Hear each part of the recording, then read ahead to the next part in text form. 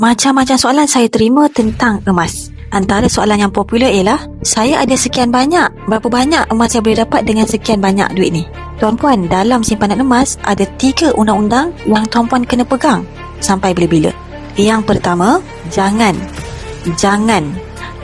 gunakan semua wang yang ada untuk simpan emas ataupun pelaburan emas. Yang kedua, jangan gunakan duit yang nak digunakan dalam tempoh 2 tahun untuk beli emas.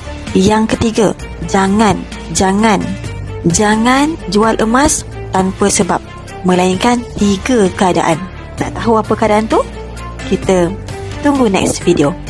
InsyaAllah, jika tuan-puan berminat nak mula simpan emas dengan bimbingan, boleh klik bawatan di bio ataupun caption untuk saya bantu dengan cara dan langkah yang terbaik buat anda.